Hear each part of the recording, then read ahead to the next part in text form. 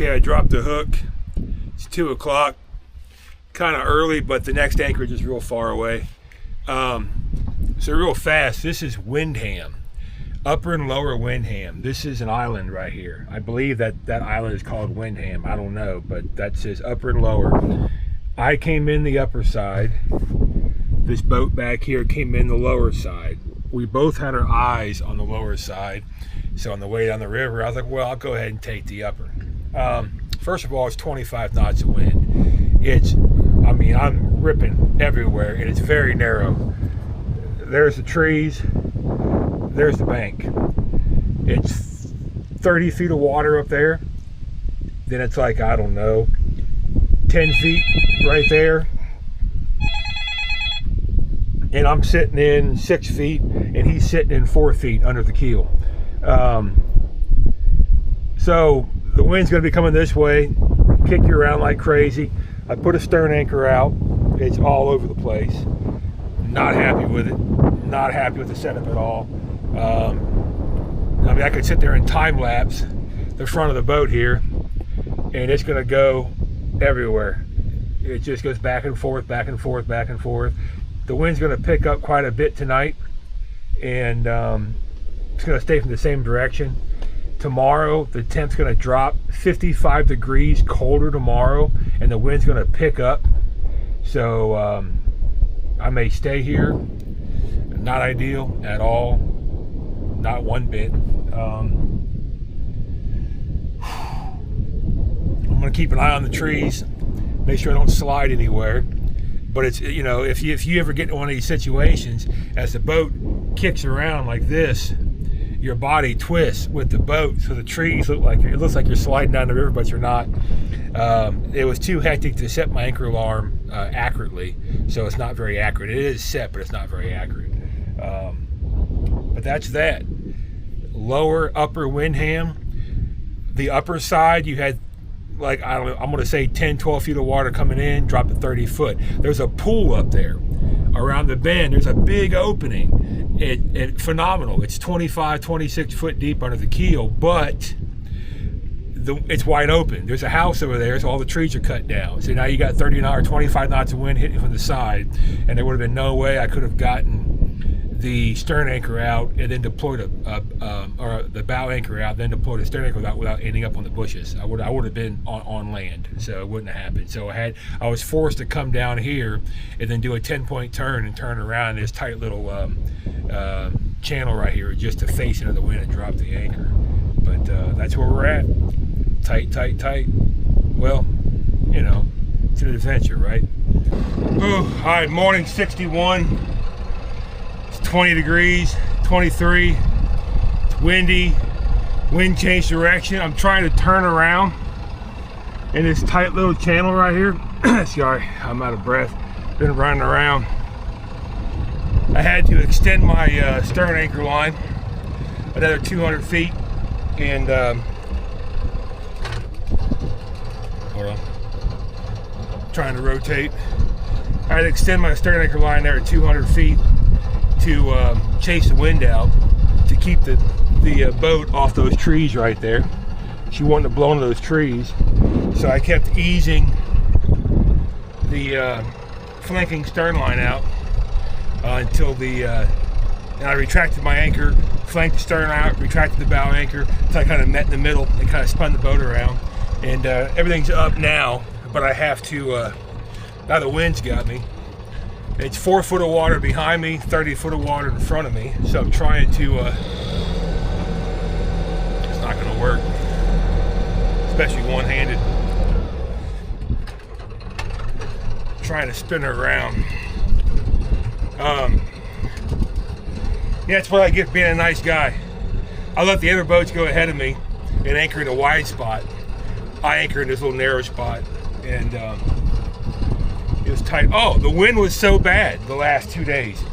I have used my anchor bridle and anchor snubber since July. And I've used them in 55 mile an hour winds. I've used them in 40 mile an hour winds. No issues. I just recovered my anchor, and not the pendant, but my anchor snubber. the bridle is frayed. It cut. It almost broke in half last night.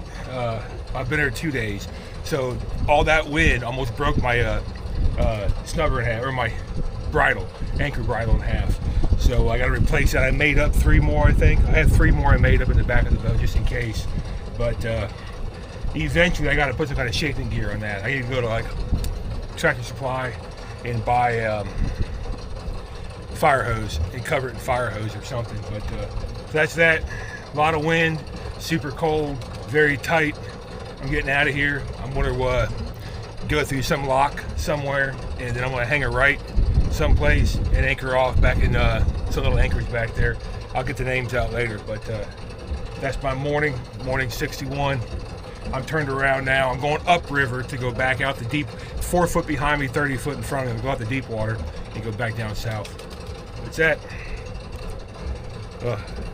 Cold, hot in the boat. 23 degrees out here and a lot of wind. All right.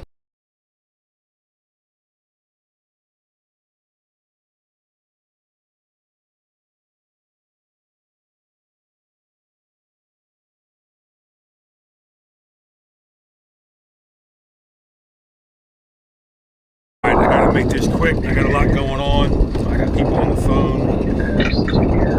Lower Windham Landing. It's an island right there. It's 13 foot of water, 12 foot of water coming in, 30 foot of water, big open area in the back, and then you had 4 foot under the keel over here. I anchored back in the back in like, I don't even remember, 16, 20 foot of water. But it's unprotected from the west, but there's a great big open spot back in the back of 30 foot of water, good spot. But that's it. Nice little spot. Spent 2 days back there. Lots of wind though, lots of wind. Like I said, I almost broke my anchor snubber, or anchor bridle almost snapped. A lot of wind back there. So we'll just during my storm. Yeah, maybe good for you. Nice spot. Deep water. I came in from the north. Another boat came in from the south. He said he had 4 foot of water under his boat, and he was in a trawler. So if you draw, I draw 5 foot. Come in from the north. I never saw anything less than 12 feet until I got near him, and then it was 4 feet. So I turned around and came back. So that's that. I forget the fact that it's 23 degrees and windy out here, and I'm in rain gear to try and cut the wind. I got solar flare issues. In case you didn't catch the news, there was a giant solar flare yesterday. My GPS says I'm 538 miles outside the channel. Internet's not working with a darn. Phones aren't working with a darn. I'm trying to talk, online. Nothing's working. And but the big problem is my autopilot. I mean, I guess I don't know. I don't want to set the autopilot 538 miles outside the channel. That's not going to work out very well. So. Yeah, so if you're having issues today, there was a big solar flare yesterday, so good luck with that. I'm dealing with it too. All right, I'm turning around. Behind me, I don't know how to explain this, I'm full reverse, I dead stopped. I'm dealing with the solar flare, no AIS issue, none of that, I'm trying to reset everything. I look up, and from bank to bank, there's a wall. It's all drift. There's no way around it. I have to go through it. So I'm getting a running start. I'm going to go through it real fast and kill the engine and try and break through it. And it goes all the way down. It's thick right here. It goes from bank to bank, not an opening one, period. And but I see drift down probably about a half mile all the way down. So it's a lot of drift. So I see a lot of logs in it, a lot of grass. I'm gonna pick a spot that's not too bad and hit it hardcore, and then I'm just hoping there's no rope in it. That's gonna screw you up. If I catch a barge line in there with the engine off and it wraps around my keel, then I fire the engine up again, I'm toast. So I don't know if you can see it or not. It goes all the way across. That's all drift. And all the way down there is drift. I gotta bust right through it. All right, let me get a little closer, find a weak spot. I'll back up, kick her down as fast as she'll go, throw her in neutral, and just bust right through it and see what happens. Oh, I see big logs in it everywhere. Log there, log there, log there, log there. Great.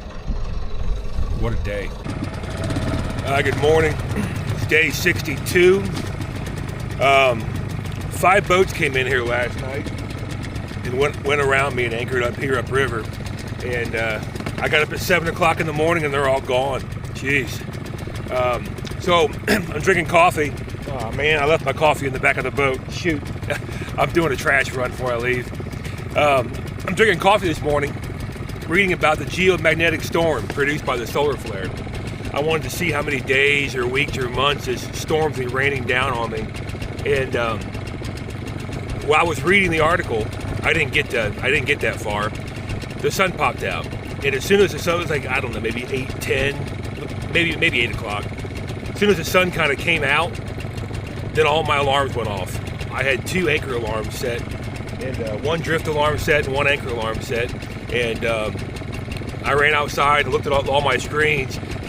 It showed me hundreds of miles away. I was like, man, I had to turn it all off. So I have to go back to that article. I don't know how long I'm going to be getting nailed by the geomagnetic storm, but apparently when the sun comes out, I lose my GPS.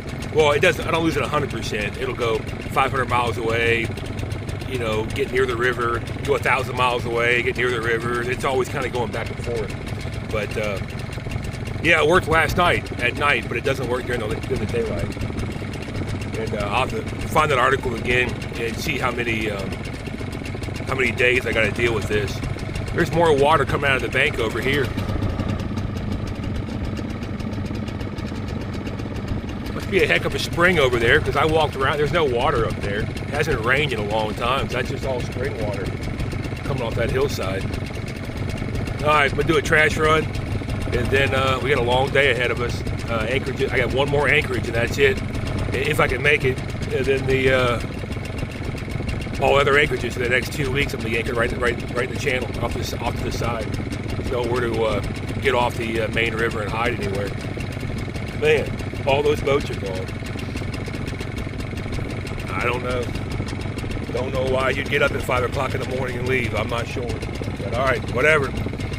All right, see you. Today's been all bad. That's all drift up there. The entire river is. It's a little, you know, weak spot here, but it's all drift. And I'm zigzagging through it, and it's mainly that, like, what do they call that stuff? They call it grass. It's like a lily pad type floating vegetation. The roots go down in the water. They're quite thick, but the roots grab all kinds of sticks. So as I zigzag through it, I'm seeing like 8-foot, 10-foot sticks everywhere. I mean, look at this. It's all day. And there's spots where just every inch of the river is covered in that. Yeah, like right here I'm zigzagging through it, and it catches wood. I see wood everywhere.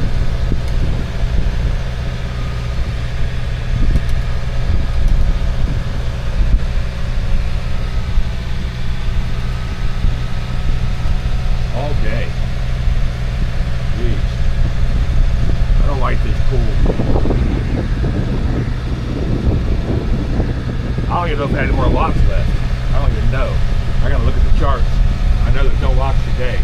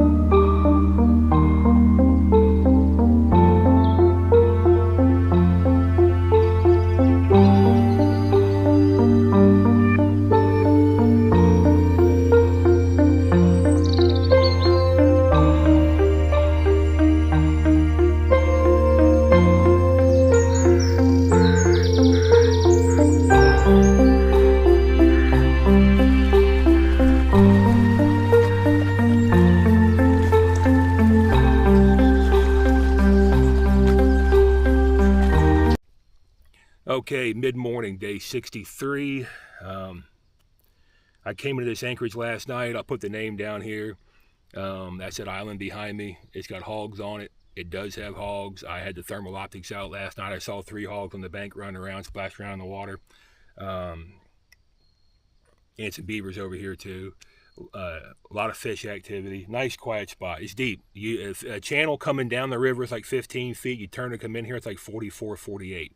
It drops to like 36 or 40 for the longest time, and then it jumps up to like 16 feet or something like that right here. So I dropped the hook right here.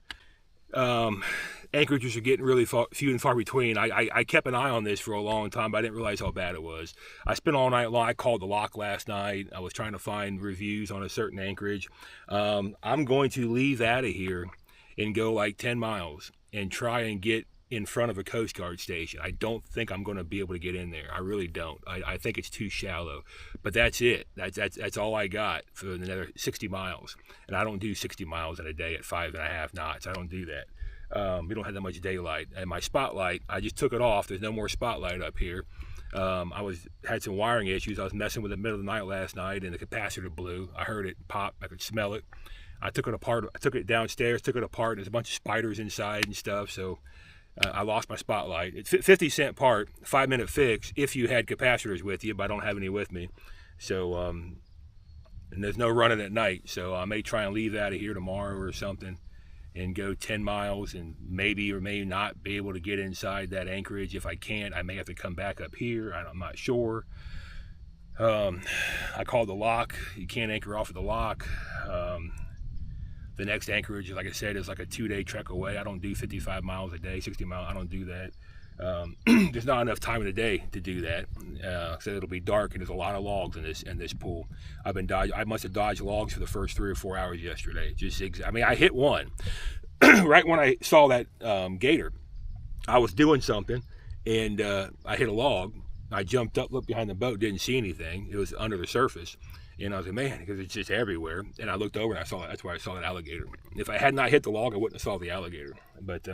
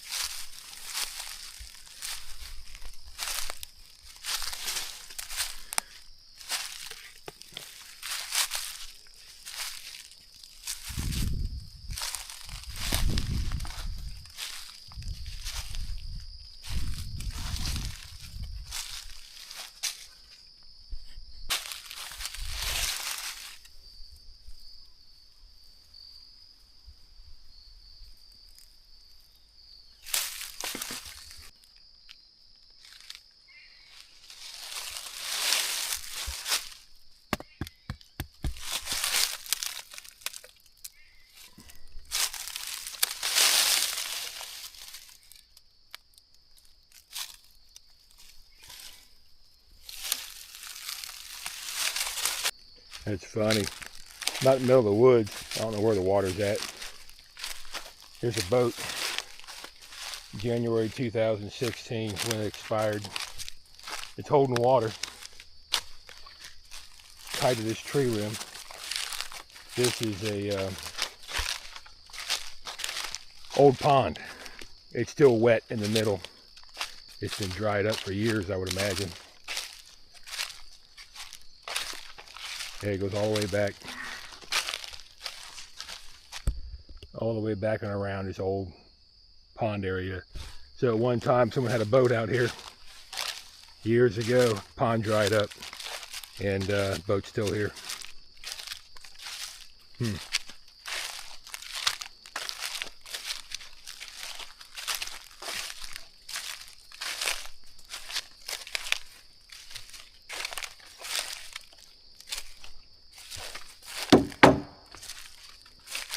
Nice boat.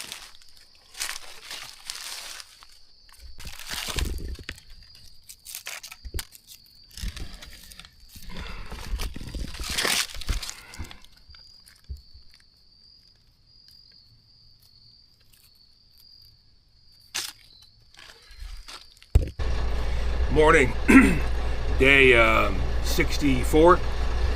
I'm at Rattlesnake Bend 3. Main channel is mile marker 223. When you enter this, there's an island over here to the right. This is an island. This little chute, I think it's called the Oxbow. It goes around the island, comes back, it loops around. The north side I heard is shallow. So if you come down to mile marker 223 and enter there, at the mouth there, you can see where they're tying barges up. It's about, well, first of all, it's 15 foot deep, 16 foot deep in the channel, max. It's 10 foot deep on the north side of the Oxbow. When you get down here, it's about 15, 16 foot deep. When you turn to come in here to this anchorage, I think it's 45 or 44 feet deep. It just drops like that. You got to come back, way back up in here, like over a mile, I think. I'm just guessing, to get to 30 foot of water, 36, 35 foot of water. And then it jumps up to like 16 foot, 15 foot, right where I'm at. As soon as it jumps up, it's called Rattlesnake Bend number 3, because there's 3 anchorages, deep water anchorages in up here. Nice spot. I'm regretting pickling my water maker because the water is actually clear. The last 2 pools, it was just nasty. A lot of deer, a ton of hogs, lots of hogs. I took the dink over here. There's little creeks and ponds and all kinds of stuff you can venture off into out here in the island. And I got out, walked around, and just pig activity everywhere. I saw 3 hogs over here while I was fishing the other night. Nice little spot. Anchorages are few and far between. Today is going to be a 10-mile day, 13-mile day, something like that. I'm going to try and make it to the Coast Guard station in Demopolis. I don't think there's going to be enough water. I don't know. We're going to see if I get in there. If I can't get in there, I'm screwed. The nearest anchorage is like 2 days away. That's my plan. Leave here now, just go a few hours, get to the Coast Guard station, Demopolis. If I can get in there, I'll anchor off there at the park, go check out the park, and then I'll get up early in the morning and lock down right there. There's a lock right there. And then I got a heck of a haul. I don't know if I'm gonna make it or not. My spotlight, as far as running at night, I had a wiring issue. I hooked it up the other day and it burned out. The capacitor burned out. I took the circuit board out, capacitor's all popped. So I got to order another capacitor and solder it in the circuit board and fix that. So I had no spotlight. I got radar, no spotlight. A lot of logs in the water. So I'm not going to run at night. But yeah, like 70 miles up to, or maybe 60 miles up to Demopolis, and like maybe 65 or 70 miles south of Demopolis, it's just a dead zone. There's like nothing there. I mean, there are anchorages, but they're garbage. You're just like dropping the hook in the river with barge traffic going by and boaters going by, or I draft 5 feet. There are anchorages, but they're like 3 to 5 feet tops. I can't get in there. So little things, just give you a heads up on that. It's kind of tight right here. I think once I get through this 2 or 3 day spell, getting up early, motoring all damn day, getting to an anchorage at night, it'd be a horrible anchorage. You got to leave first thing in the morning again before more boats start coming by and rocking me. It's gonna be right exposed. I think I got like 3 days of that, and I should get. I don't know. Hope it gets better. That's kind of why I wanted to stay here. I was like, man, I could just stay here for a week and not get into that, But I like it back here. Definitely, mile marker 223 north of Demopolis. I think 10 miles north of Demopolis. Rattlesnake Bend. Come back in here a few miles. And it's quiet, it's nice. There's a lot of owls, a lot of coyotes, a lot of deer, a ton of hogs, a couple eagles. There's nobody back here. There's no fishermen, there's nothing. If you keep going back farther, I'm gonna wrap this up. You can Google it. There's a guy, he's got like a 1,400 acre ranch back there. He does like, I think he actually has like a bar there as well. I think I saw drink prices on his website.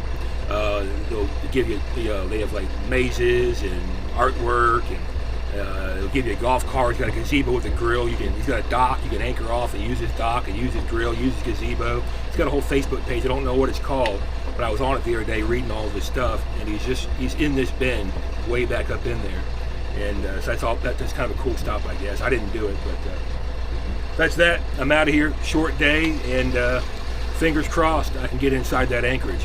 I have a feeling I'm going to push it until I get stuck. So we'll see how that works out.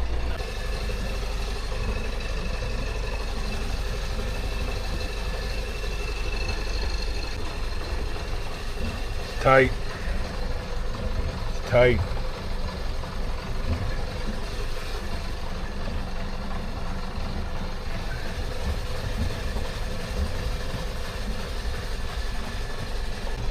Okay, I've given up on Fosque Creek.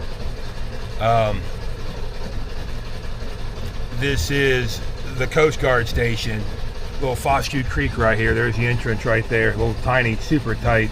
The lock is right here. It's right there. You head towards the lock, and oh, there's a creek, and you pull in here. There's a Coast Guard, there's a towboat. Coast Guard station back there. I was watching the wind when I came down here, and I knew it was going to do a 360 all night. And the creek opened up back here. The creek and the anchorage are not on your charts. It's too small to be on your charts, but you can see it on Google Maps or Google Earth. And I came back in here, and it's just too tight. There's great, huge, like 2-foot diameter shadows, big tree stumps everywhere in the water. And I made it in. I kept testing and probing with the boat. It took me a little over 2 hours to get back in that little creek, and didn't hit anything. Well, I ran out of water right smack in the middle of the channel. It went to 0, so I backed out, and I went way outside around the channel, right up against the bank, just scraping the grass, and I made it in. It was 11 foot of water right there. I made it in there, but with the wind rotating all night, I can't swing. I have to put a stern anchor out. I'm going to hit the tree stumps, or I'm going to hit the bank.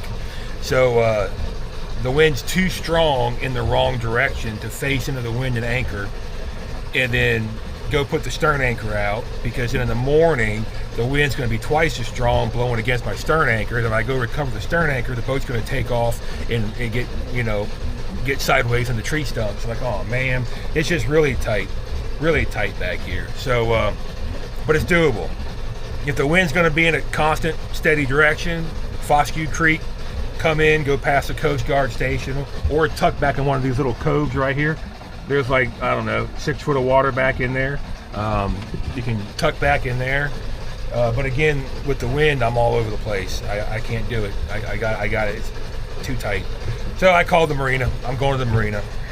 I don't want to, but I got to backtrack like 2 hours, maybe an hour. I'm not sure.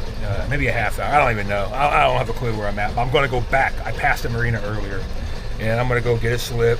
And I didn't want to do that, but it is what it is.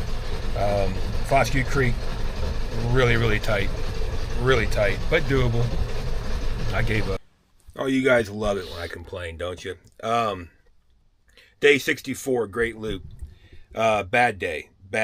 Broke my spotlight last night at anchor. No big deal. Took the circuit board out, found the components that were burned up. I can order them for 50 cents in Mobile and fix it. No big deal. Left that anchorage. Passed up this marina that I'm at now, went down south, an hour south, down by the lock, tried to get in the Coast Guard station. There's a little creek back there. I spent 2 hours and 1 minute. Got all the way back in there, and it was so narrow I couldn't turn the boat around. I couldn't get in the wide spot because it's all full of tree stumps. It just wasn't working out. It would have worked out if the wind wasn't going to do a 180-degree shift at night. So I'm looking forward into the morning. So I couldn't deploy the stern anchor without crashing and burning tonight unless I turned the boat a different way. But then if I put the stern anchor out now, then I would crash and burn in the morning when I tried to recover it. And I got a long day tomorrow. So I got to get up and leave early tomorrow, and I can't be messing with that. So I called Kingfisher Marina. I came back up north an hour to the marina. I pulled into my slip, and there's a white box at my slip. But I'm out there getting my garden hose hooked up. My filter is to put water in my tank. And this white box says, please take me on it. and it's got a bunch of handwritten notes and marker on it, and it's a spotlight. It is a very expensive, very nice spotlight, a heck of a lot better than my spotlight that I'm going to fix. And this one's got, it says internal ground issue. You could shake it, it would turn on and off. And it had specialized safety bits to open it up, and they're not very common. And so the guy couldn't fix it, so he took it off his boat and probably ordered a new one. And it was brand new. He put it back in the box. It's got the manual. The remotes were still sealed in bags. No batteries for the remotes though. All the hardware, everything. And so, long story short, I take this thing apart. It's got little tiny. It's got a 15-foot lead on it now. It had a little 6-inch or 8-inch lead on it, so it wouldn't touch the floor. I have test leads in my solar panel cabinet here, and they're only like 4 feet long. So I'm holding this thing in my arms. I got a headlamp on, the phone's going, and I'm got the guts and the computer boards hanging out. I've traced down like 4 different spots that I thought were I fixed it. It works perfect now. It works great. But I stood up doing that in that awkward situation there, and I cracked my head on my TV. It was above my head, and I shattered my TV. I just bought that TV in July. It's not just an entertainment TV. I know what you're saying. Oh, that's a computer monitor for the boat. I have a very, very, very high-powered mini PC built into the wall of the boat, which runs the whole boat, and that's my monitor for the boat. So I have another TV, a much smaller one in the V-berth. I got it out, and I'm going to swap them out here in a minute once I show you this. I just got this in July, so I guess here shortly I'm going to be on the interstate on my e-scooter with a 42-inch TV on my shoulder flying down the interstate on my e-scooter. But yeah, I don't like this mount. This mount was already here. I just repurposed it. But yeah, my head hit the bottom of it and shattered it. And 2 boats ago, I had a hydraulic mount that went in the ceiling. And you would take one finger and push the TV, it'd go up in the ceiling flat. You'd push it again, it'd come back out of the ceiling. I'm probably going to put one of those up there because that's just a pain in the butt. But so that's it. Lost my spotlight, got a much better spotlight, the deal, but shattered my TV fixing said spotlight. So I'm going to call that a bad day.